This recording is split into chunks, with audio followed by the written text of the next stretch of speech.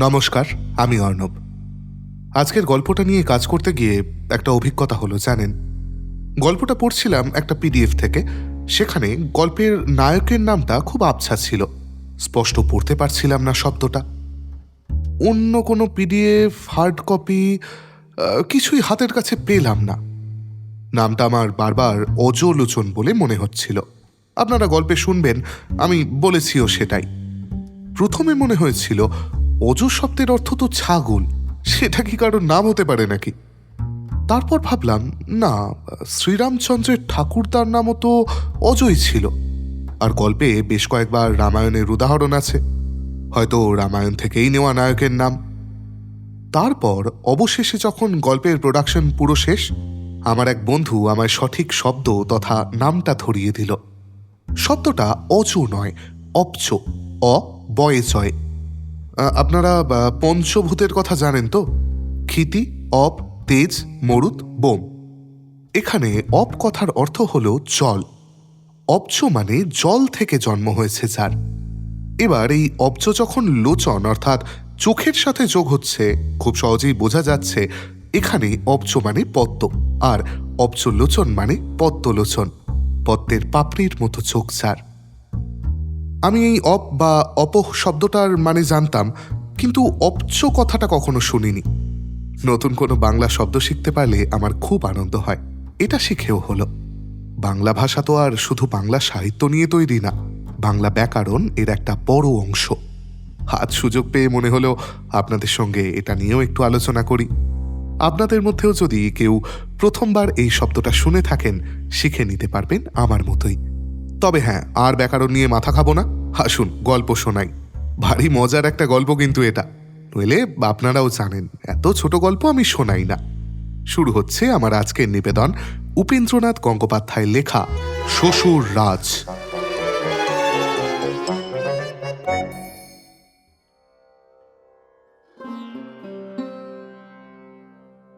পলাশডাঙ্গার প্রতাপান্বিত জমিদার রাজীব লোচন চৌধুরীর একমাত্র পুত্রের স্ত্রী মালতী আজ প্রায় 5 বৎসর শ্বশুর কর্তৃক পরিত্যক্ত। রাজীব লোচনের বিচারে অপরাধী ব্যক্তির দণ্ড হয় নাই। বৈবাহিক পরেশনাথের সহিত কলহে অপদস্থ হইয়া তিনি পুত্রবধূ মালতীকে পরিত্যাগ করিয়াছিলেন। কন্যার মুখ চাহিয়াও কঠিন পরেশনাথ বৈবাহিকের অন্যায়াচরণের কাছে নত হন নাই। 3 বৎসর হইল পরেশনাথের মৃত্যু হইয়াছে, কিন্তু তাহাতে রাজীব লোচনের ক্রোধ উপশমিত না হইয়া বাড়িয়াই গিয়াছিল। পরেশনাথের শ্রাদ্ধে তাহার নিমন্ত্রণ হয় নাই। তিনি প্রতিজ্ঞা করিয়াছেন তাহার বর্তমানতায় পলাশডাঙ্গার জমিদার গৃহে মালতীর স্থান হইবে না, তাহার মৃত্যুর পর যাহাই হোক না কেন।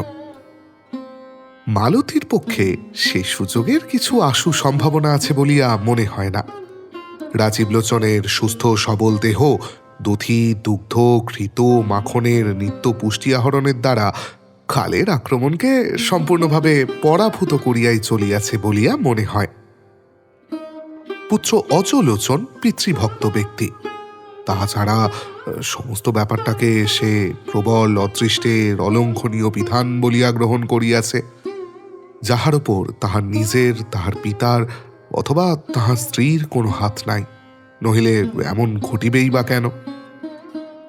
দর্শন শাস্ত্রে এমএ পাশ করার পর সে স্থির বুঝিয়াছে যে যে যাহাই বলুক, থিওরি অব প্রিডেস্টিনেশন মানা ভিন্ন উপায়ান্তর নাই।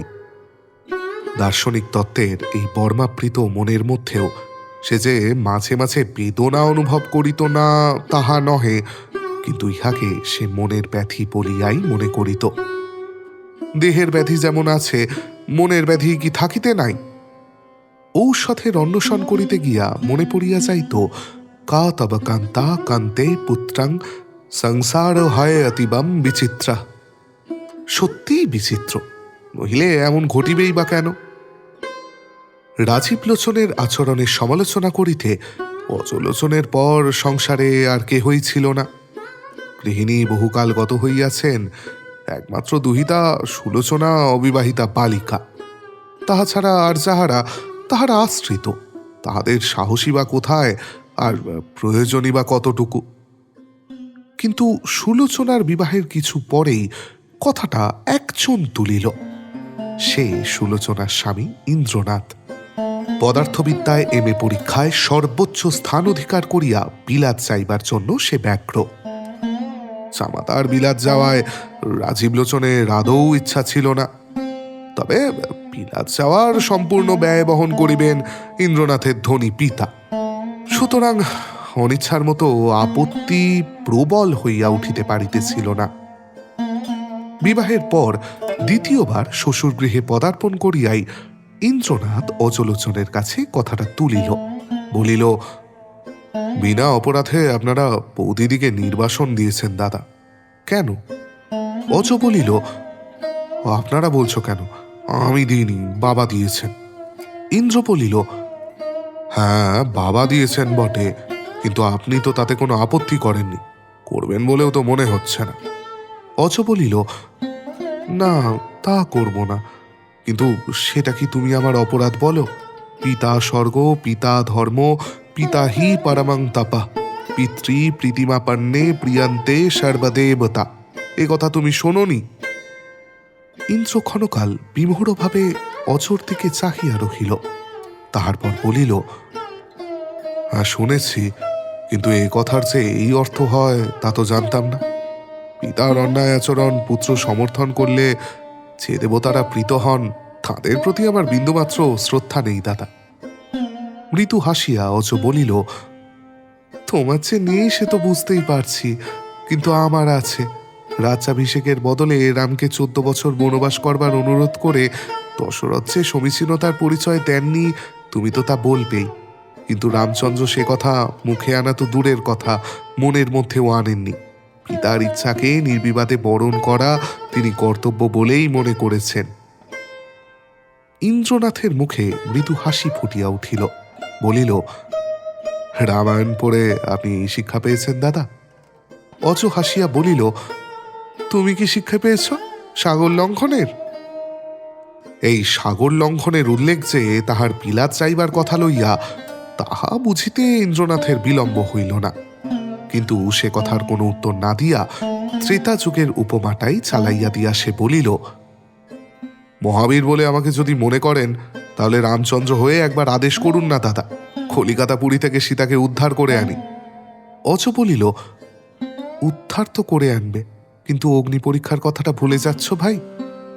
ইন্দ্রনাথ মুখ গম্ভীর করিয়া বলিল, হ্যাঁ শুধু কি তাই, তারপরেও হয়তো আবার নির্বাসন দেবেন, তারপর আবার ডেকে এনে তৃতীয়বার পরীক্ষার কথা তুলবেন, তারপর হয়তো একেবারেই ওই পাতাল প্রবেশ।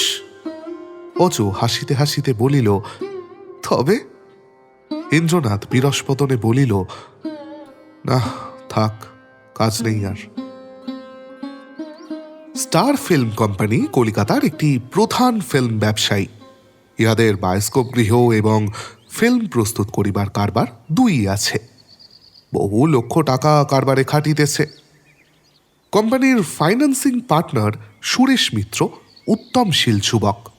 ইংল্যান্ড ও জার্মানি গিয়া বায়োস্কোপ সম্বন্ধে সর্ববিধ শিক্ষায় শিক্ষিত হইয়া দেশে আসিয়া সে উন্নত পদ্ধতিতে বায়োস্কোপ গৃহ এবং ফিল্ম তৈয়ারির কারবার খুলিয়াছে। সকালে বায়োস্কোপের অফিস রুমে একা বসিয়া সুরেশ একটা নতুন সিনেরিওর পাতা উল্টাচ্ছিল। এমন সময় ইন্দ্রনাথ আসিয়া উপস্থিত হইল। খাতাখানা মুড়িয়া রাখিয়া সুরেশ বলিল, কি ইন্দ্রনাথ, এত সকালে কি মনে করে? বক্স টক্স কিছু চাই নাকি? ইন্দ্রনাথ বলিল, আরে রেখে দাও ভাই তোমার বক্স, আমার শালা চটিকে নিয়ে টানাটানি করছো, তোমার কান বক্স করতে এসেছি। সিগার কেস হইতে একটা সিগার নিচে লইয়া এবং অপর একটি ইন্দ্রনাথকে দিয়া সুরেশ বলিল, রহস্যজাল আর বেশি বিস্তার করো না ভাই, খুলেই বলো এই শালাজয়ী বা কে, আর আমি বা তাকে কেমন করে নিয়ে টানাটানি করছি? কেন, তাকে তোমার ফিল্মের একজন আর্টিস্ট করে? সবিস্ময়ে ইন্দ্রনাথের দিকে ক্ষণকাল চাহিয়া থাকিয়া সুরেশ বলিল, হ্যাঁ সে কি হে, আমার আর্টিস্টদের মধ্যে তোমার শালাজো আবার কি, মাধুরী দেবী নাকি? ইন্দ্রনাথ বলিল, ব্যাপারটা খুবই সিরিয়াস, চলো তোমার প্রাইভেট চেম্বারে গিয়ে কথাবার্তা হবে। সুরেশ বলিল, এখানে কেউ আসবার সম্ভাবনা নেই, তবু চলো, চেম্বারেই চলো। কথাটা শেষ হইতে 1 ঘণ্টারও বেশি সময় লাগিল। ইন্দ্রনাথ চেয়ার ছাড়িয়া উঠিয়া বলিল, এখন তাহলে চললাম সুরেশ। সুরেশ উঠিয়া দাঁড়াইয়া বলিল, এসো এসো, আমার দ্বারা যতটা হবার ততটাই করব, কিছুমাত্র ত্রুটি হবে না, তুমি ভয় পেও না। ইন্দ্রনাথ বলিল, ধন্যবাদ ধন্যবাদ। এই ঘটনার দিন 3 পরে হঠাৎ একদিন বৈকালের দিকে ইন্দ্রনাথ শ্বশুরালয়ে আসিয়া উপস্থিত হইল। বর্ধমান হইতে পলাশডাঙ্গা প্রায় 7 ক্রোশ পথ, তার মধ্যে 2 ক্রোশ কাঁচা সড়ক। পূর্ব হইতে পালকি অথবা গরুর গাড়ির ব্যবস্থা না রাখিলে হাঁটিয়াই যাইতে হয়। নূতন জামাই 2 ক্রোশ পথ হাঁটিয়া আসায় জমিদার গৃহে একটা শোরগোল পড়িয়া গেল। রাজীবলোচন বলিলেন, একটু খবর দিলে না কেন বাবা? তাহলে বর্ধমান স্টেশন থেকে লোকজন, পালকি সবই তো হাজির থাকতো।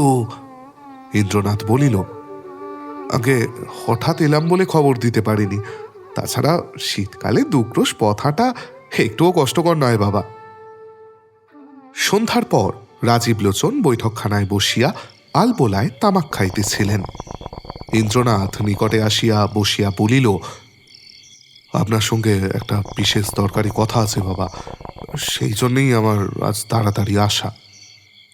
মুখ হইতে নলটা খুলিয়া রাজীবলোচন বলিলেন, তোমার বিলেত যাওয়া সংক্রান্ত কিছু নাকি? আগে না, এর তুলনায় সে তো তুচ্ছ কথা। এ সত্যি অতি গুরুতর ব্যাপার, যার সঙ্গে আপনার বংশমর্যাদা এবং ধরে নিন সঙ্গে সঙ্গে আমাদেরও বংশমর্যাদা একান্তভাবেই জড়িত। একটা অনিশ্চিত আশঙ্কায় রাজীবলোচনের হাত হইতে আলপোলার নল খসিয়া পড়িল। ইন্দ্রনাথের নিকট একটু সরিয়া আসিয়া মৃদু ভয়ার্ত কণ্ঠে বলিলেন, বৌমাকে নিয়ে কোনো কথা নাকি? এই কথাটা সর্বদা তাহার মনে কাঁটার মতো বিধিয়া থাকিত। ইন্দ্রনাথ বলিল, হ্যাঁ, তাকে নিয়ে। ওই স্টার ফিল্ম কোম্পানির নাম শুনেছেন? স্টার ফিল্ম কোম্পানি নামে কলকাতায় খুব বড় একটা বায়োস্কোপের কারবার আছে। তারা ওই কি যেন, হ্যাঁ, শ্বশুর রাজ নাম দিয়ে একটা প্লে খুলেছে। বৌদিদিকে আপনাদের পরিত্যাগ করার ব্যাপারটা তার আখ্যান ভাগ। পলাশডাঙ্গাকে করেছে পলাশপুর, অযোধ্যাতার নাম দিয়েছে পদ্মলোচন, আপনার নামও ওই রকমই কি একটা দিয়েছে, যাতে আপনাকে বুঝতে কষ্ট হয় না। শ্বশুররাজে বৌদিদি প্রধান স্ত্রীর ভূমিকায় পাঠ করছেন।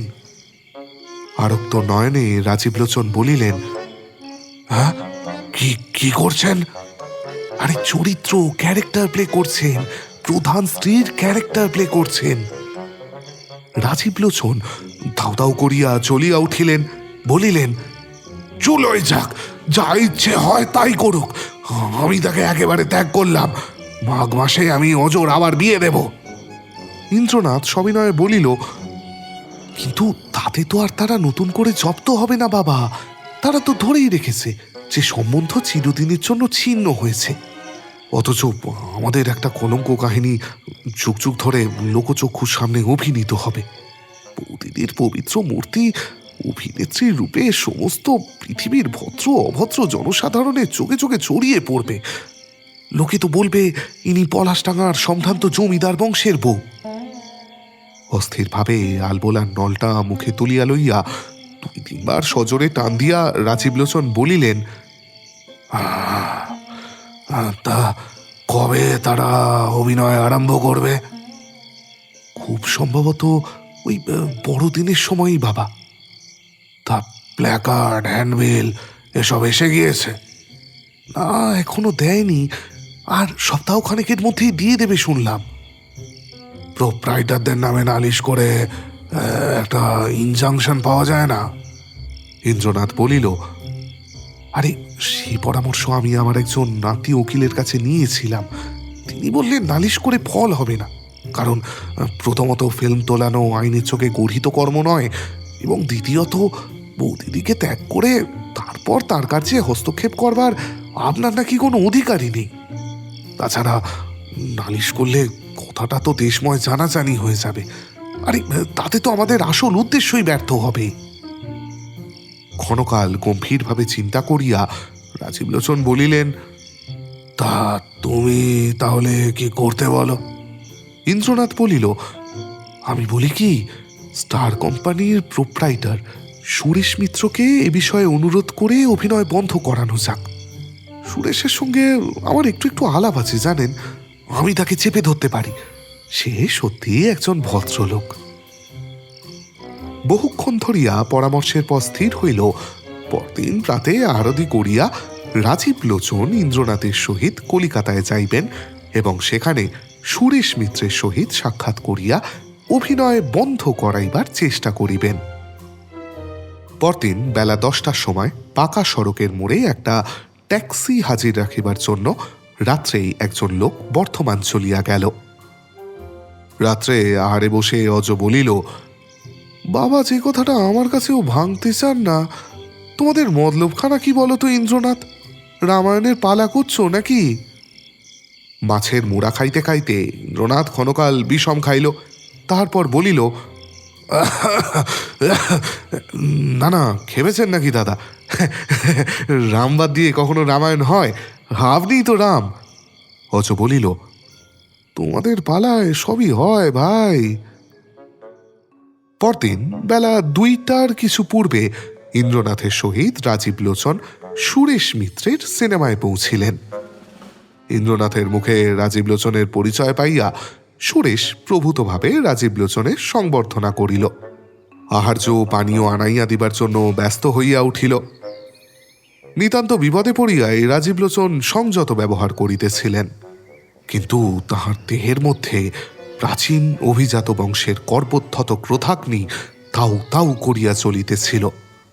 তিনি সুরেশের আতিথ্য গ্রহণ করিতে একেবারেই স্বীকৃত হইলেন না, কাজের কথার জন্য ব্যগ্রতা দেখাইতে লাগিলেন। ইন্দ্রনাথের মুখে সকল কথা সবিস্তারে শুনিয়া সুরেশ চিন্তিত হইয়া পড়িল। বলিল, অনেক টাকা খরচ করে ফেলেছি, তাছাড়া বড়দিনের তো আর মাসখানিকও নেই। নূতন ফিল্মের কি ব্যবস্থা করব সেও তো একটা ভাবনার ব্যাপার। রাজীব লোচনের যত্ন নিরুদ্ধ ক্রোধ আর মানা না মানিয়া বাহির হইয়া পড়িবার উপক্রম করিল।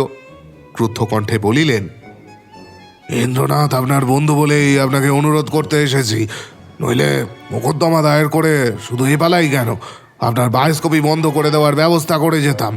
আমার ব্যাংকও এখানে, অ্যাটর্নি ব্যারিস্টারও এখানে। রাজীব লোচনের কথা শুনিয়া মৃদু হাস্য করিয়া সুরেশ বলিল, ইন্দ্রনাথকে নিয়ে আপনার যেমন বিপদ, আমারও দেখছি তেমনই বিপদ। আপনি যদি ইন্দ্রনাথের শ্বশুর না হতেন, তাহলে আপনার এই অনুরোধ শুনে আপনাকে বসবার জন্য চেয়ারও দিতাম না চৌধুরী মশাই। আপনি ইন্দ্রনাথের শ্বশুর বলে আমার মান্য অতিথি, আপনাকে রূঢ় কথা আমি কিছুতেই বলবো না। কিন্তু আপনি যদি এই কথাটা ভুলে যান যে কলকাতা পলাশডাঙ্গা নয় আর আমি আপনার প্রজা নই, তাহলে আমার সঙ্গে কাজের কথাবার্তাগুলো ঢের সহজে হবার আশা আছে। মোকদ্দমার কথা আপনি বলছেন, কিন্তু মোকদ্দমা করবার আপনার পক্ষের খরচটাও যদি আমি বহন করি, তাহলেও আমার লোকসান হয় না জানবেন। কারণ মোকদ্দমা দায়ের হলে এই শ্বশুররাজ সিনেমা দেখার জন্য গোটা কলকাতা ভেঙে পড়বে, এমনকি পলাশডাঙ্গা থেকেও লোক আসবে। আরে আপনার যদি কাজের কথা কিছু থাকে সেগুলোই বলুন চৌধুরী মশাই, আমার অত সময় নেই। আমি কুলি মজুর মানুষ, আপনার মতো জমিদার তো নই, আমাদের খেটে খেতে হয়। পলাশডাঙ্গার ধনী জমিদারের মতো সময় নষ্ট করবার সুবিধে আমাদের নেই। রাজীব লোচন দেখিলেন সুরেশ শক্ত পাল্লা, পলাশডাঙ্গার জলবায়ুর কোনো ক্রিয়া ইহার মধ্যে ফলে নাই, সুতরাং কাজের কথা হওয়াই ভালো। প্রায় 2 ঘন্টা ধরিয়া কথাবার্তার পর স্থির হইল যে 10,000 টাকা সুরেশ মালতীকে রয়্যালটি স্বরূপ দিয়াছে, তাহা রাজীব লোচন সুরেশকে প্রত্যার্পণ করিলে সুরেশ অভিনয় বন্ধ করিবার অঙ্গীকারপত্র রাজীব লোচনকে লিখিয়া দিবে। এই কুৎসিত ব্যাপার যত শীঘ্র সম্ভব শেষ করিয়া পলাশডাঙ্গায় ফিরিবার জন্য রাজীব লোচন ব্যস্ত হইয়াছিলেন। তিনি পকেট হইতে চেক বই বাহির করিয়া সুরেশের নামে 10,000 টাকার চেক লিখিয়া দিলেন। সুরেশ বলিল, কিন্তু এ বিষয়ে আপনার পুত্রবধূর বড় দাদার মতটা নেওয়া তো একবার দরকার।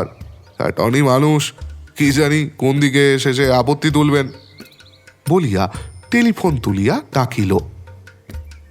ক্ষণকাল কথাবার্তা কহিয়া সুরেশ বলিল, কথা হলো বুঝলেন, ত্রিপুরাবাবু বলছেন আপনি যদি দয়া করে তার ভগিনীকে আপনার বাড়িতে আশ্রয় দেন তাহলে তার কোনো আপত্তি নেই। এর মধ্যে জীবিকা অর্জনের কথাও রয়েছে কিনা। পলাশডাঙ্গার জমিদার বাড়ির পুত্রবধূ হয়ে অন্য বস্ত্রের জন্য ভাইয়ের শরণাপন্ন হতে তার আত্মসম্মানে আঘাত করে। একটা কঠিন বাক্য একেবারে ওষ্ঠের প্রান্তে আসিয়া উপস্থিত হইল, কিন্তু এই কুলিমজু শ্রেণীর লোকটির জিহ্বার অসংবৃততা স্মরণ করিয়া তাহা তিনি রোধ করিলেন। আরক্ত নেত্রে বলিলেন, আচ্ছা আচ্ছা, তাই হবে এখন। সুরেশ কোম্পানির ছাপানো চিঠির কাগজে অঙ্গীকারপত্র লিখিয়া রাজীব লোচনের হাতে দিয়া নত হইয়া রাজীব লোচনকে প্রণাম করিয়া বলিল, আমার অভিনয় ক্ষমা করবেন চৌধুরী মশাই, কিন্তু ভারী সুখী হয়েছি আমি। আপনি যে ক্ষমাশীলতার পরিচয় দিলেন তা আপনার মতো মহৎ বংশজাতরই উপযুক্ত। রাজীব লোচন কিছু বলিলেন না। পকেট হইতে তাড়াতাড়ি রুমাল বাহির করিয়া চাপা দিবার পূর্বেই চোখ দিয়া এক রাস অশ্রু ঝরিয়া পড়িল। এত বড় পরাজয় তাহাকে জীবনে আর কোনো দিন ভোগ করিতে হয় নাই। কাহারও আতিথ্য তিনি গ্রহণ করিলেন না, সুরেশেরও না, ইন্দ্রনাথেরও না। হাওড়া স্টেশনে গিয়া গাড়িতে উঠিয়া বসিয়া ইন্দ্রনাথকে বলিলেন, 3-4 দিনের মধ্যে একটা ভালো দিন দেখে অজকে আমি তোমার কাছে পাঠিয়ে দেব। সেই বৌমাকে নিয়ে যাবে, সঙ্গে তুমিও যেও। ইন্দ্রনাথ বলিল, আগে বাবা, যাব, অবশ্যই যাব। রাজীব লোচনের মনটা ভালো ছিল না। আর বিশেষ কথাবার্তা না কহিয়া তিনি অন্যদিকে চাহিয়া বসিয়া রহিলেন। ইন্দ্রনাথের ওপরও তাহার মনটা তেমন প্রসন্ন ছিল না। দিন 5 পরে বৈকাল 4টার কিছু পূর্বে মালতী, অজ ও ইন্দ্রনাথ হাওড়া স্টেশনে আসিয়া দিল্লি এক্সপ্রেসের একটা 2nd ক্লাস কামরায় উঠিয়া বসিল। সে কামরায় আরো কয়েকজন মারোয়ারি প্যাসেঞ্জার ছিল। অজ বলিল, ইন্দ্রনাথ, তুমি যে মহাবীর তাতে সন্দেহ নেই, কিন্তু সীতা উদ্ধারে রামায়ণ শেষ হয়নি সেটা জেনে রেখো। ইন্দ্র বলিল, ছি ছি ছি ছি, ওসব কথা মুখেও আনবেন না দাদা। কিন্তু আপনি আমার ওপর অযথাই প্রশংসারোপ করছেন। আপনি বরং সীতা দেবীকে জিজ্ঞেস করে দেখুন না যে কোনো হনুমান কোনোদিন তার অশোক বনে তার সঙ্গে সাক্ষাৎ করেছিল কিনা। অজ বলিল, কলিকালের সীতা দেবী কি সহজে সে কথা স্বীকার করবেন? হয়তো বলে বসবেন, তোমার এ কথা জিজ্ঞেস করবার অধিকার কোথায়। উভয়ের কথা শুনিয়া মালতীর বোধহয় হাসি পাইতেছিল। সে জানালার দিকে মুখ ফিরাইয়া বসিল। বর্তমানে গাড়ি দাঁড়াইতে 3 জনে দেখিল গাড়ির সম্মুখে প্ল্যাটফর্মে দাঁড়াইয়া রাজীব লোচন 7 ক্রোশ পথ অতিক্রম করিয়া বধূকে অভ্যর্থনা করিবার জন্য আসিয়াছেন। মুখে কিন্তু সেরূপ উৎসাহের চিহ্ন নাই। মালতী গাড়ি হইতে নামিয়া তাড়াতাড়ি শ্বশুরের পদধূলি লইল। রাজীব লোচন হাত তুলিয়া আশীর্বাদ করিলেন। অজ বলিল, শরীরটা তো তেমন ভালো যাচ্ছে না বাবা, এতটা পথ না এলেই ভালো করতেন, যাবার সময় তো আবার ঠান্ডা লাগবে। রাজীব লোচন বলিলেন, আমি বেনারস এক্সপ্রেসে আজই কাশী চলে যাচ্ছি হবু। সবিস্ময়ে অজ বলিল, কেন বাবা? রাজীব লোচন বলিলেন, এখন কিছুদিন কাশিবাসি করব মনে করেছি। বৌমা এলেন, সংসার বাঁধলেন, আমিও নিশ্চিন্ত হলাম। বলিয়া গ্রহণকালের রৌদ্রের মতো হাসিতে লাগিলেন। ইন্দ্রনাথ বুঝিল রামায়ণ সত্যই এখনো শেষ হয় নাই, এখনো পালা বাকি। সে চিন্তিত হইয়া পড়িল। অজলোচন এবং ইন্দ্রনাথ উভয়ে মিলিয়া অনেক বুঝাইল। অজ বলিল, যেতেই যদি হয় কিছুদিন পরে না হয় যাবেন। রাজীব লোচন কিন্তু কিছুতেই রাজি হইলেন না। বলিলেন, না না না না, আজ দিন ভালো আছে, তাছাড়া উৎসুক করে বেরিয়ে পড়েছি। কাশিতেও বাড়ি ঘরদোর পরিষ্কার হয়ে গেছে। তোমরা চাটা খাবে তো নাকি? যাও, আমার গাড়ি আসতে এখনো ঘন্টাখানেক দেরি, আমি ওয়েটিং রুমে গিয়ে বসি। বৌমাও আমার সঙ্গে চলুন, তোমরা প্রস্তুত হয়ে ওকে না হয় নিয়ে যেও। ওয়েটিং রুমে প্রবেশ করিয়া মালতী কাঁদিতে লাগিল। বলিল, বাবা, আমি আসছি বলে আপনি কাশী চলে যাচ্ছেন, কিন্তু বাবা, আমি তো আপনার কাছে কোনো অপরাধ করিনি। রাজীব লোচন বলিলেন, না, অপরাধ ঠিক করনি, কিন্তু তোমার কাছে আমি পরাজিত হয়েছি বৌমা। যার কাছে আমি পরাজিত হয়েছি তার সঙ্গে এক গৃহে বাস করবার মতো অত সহ্য শক্তি আমার নেই। মালতীর মুখে চোখে বেদনার চিহ্ন ফুটিয়া উঠিল। আর্তস্বরে বলিল, আপনি পরাজিত হবেন কেন বাবা? আমি আমি তো জানি আমাকে আপনি ক্ষমা করেছেন। ওরকম কদর্য উপায় অবলম্বন করলে ক্ষমা কি পাওয়া যায় বৌমা? কদর্য উপায়? কি কদর্য উপায় বাবা? বায়োস্কোপে অভিনয় করা, আবার কি? হ্যাঁ, সে কি কথা বাবা? আমি রাজীব লোচন সবিস্ময়ে বলিলেন, কেন, তুমি স্টার ফিল্ম কোম্পানিতে 10,000 টাকা নিয়ে প্রধান স্ত্রী চরিত্র হয়ে তোমার ছবি তোলাওনি? মালতীর মুখ আরক্ত হইয়া উঠিল। সে দুঃখার্ত কণ্ঠে বলিল, এই অপরাধ আমি করেছি মনে করিয়া আপনি অভিমান করে কাশী যাচ্ছিলেন বাবা। তাহলে তো আমাকে চিরদিনের মতো ত্যাগ করাই উচিত ছিল। নিশ্চয়ই কেউ আপনার সঙ্গে প্রতারণা করেছে। আমি সত্যি এরকম কিছু করিনি। ক্ষণকাল মালতীর দিকে এক দৃষ্টে চাহিয়া থাকিয়া রাজীব লোচন বলিলেন, তুমি সেরকম প্রতারণার কথা কিছুই জানো না? না, কিছু মাত্র না। তবে আসবার আগে দাদা একটা মোড়া খাম আমার হাতে দিয়ে বললেন, তাতে নাকি 10,000 টাকা চেক আছে, 3 মাস পরে সেটা আপনাকে দিতে। তাহলে খুব সম্ভবত সেটা। বাহিরে জুতার শব্দ হইল। অজ বলিল, বাবা, আমরা আসবো? রাজীব লোচন নিম্নকণ্ঠে মালতীকে বলিলেন, শোনো, যেসব কথা তোমার সঙ্গে হলো সেসব আর কাউকে বলো না। সেসব কথা যেন শুধু আমার আর তোমার মধ্যেই থাকে, কেমন? তারপর উচ্চস্বরে বলিলেন, এসো এসো এসো। অজ ও ইন্দ্রনাথ প্রবেশ করিলে রাজীব লোচন বলিলেন, কাশি যাওয়া আজকের মতো আমি বন্ধই করলাম, বুঝলে? বৌমা এমনভাবে অনুরোধ করলো, বৌমার অনুরোধের কাছে আমি রীতিমতো পরাজিত হলাম। শোনো, শীঘ্র শীঘ্র বাড়ি ফেরবার ব্যবস্থা করো, নইলে আবার আমার শরীরের অবস্থা তো জানোই, ঠান্ডা লাগবে। অপরিমেয় বিশ্বাস ও আনন্দে অজ ও ইন্দ্রনাথ পরস্পরের প্রতি দৃষ্টিপাত করিল।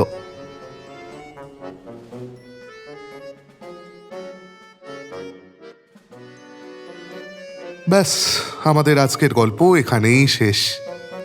সাধারণত এক্সটেন্ডেড ফ্যামিলির সদস্যদের মধ্যে বেশ কিছু সদস্য থাকেন যারা টক্সিক হন বা জেলাস হন। মানে আমাদের প্রত্যেকেরই কম বেশি সেই অভিজ্ঞতাটা আছে, তাই না? তেমনই আবার ইন্দ্রনাথের মতো মানুষজনও কিন্তু থাকে, জানেন। এরা শুধু চোখে আঙুল দিয়ে ভুলটা দেখিয়ে দিয়েই ক্ষান্ত হন না, ভুলের যথাসাধ্য প্রতিকারও করেন। এমন মানুষেরা সত্যিকারের আত্মীয়, অর্থাৎ আত্মার অংশ হয়ে যান। আপনাদের জীবনে কি আছেন তেমন কোনো আত্মীয় যারা দূর সম্পর্কের হয়েও খুব কাছের? কমেন্ট বক্সে লিখতে পারেন তাদের গল্প। আমি যেমন ইন্ট্রো আউট্রোতে মাঝে মাঝে নিজের গল্প বলি, আপনাদের গল্প পড়তেও আমি ভারী ভালোবাসি। আচ্ছা, আপনারা তবে লিখুন। আমি আজকের মতো বিদায় নিই। ফিরে আসবো খুব শিগগিরই নতুন কোনো পুরনো গল্প নিয়ে। ততদিন খুব ভালো থাকবেন, ভালো রাখবেন। শুভরাত্রি।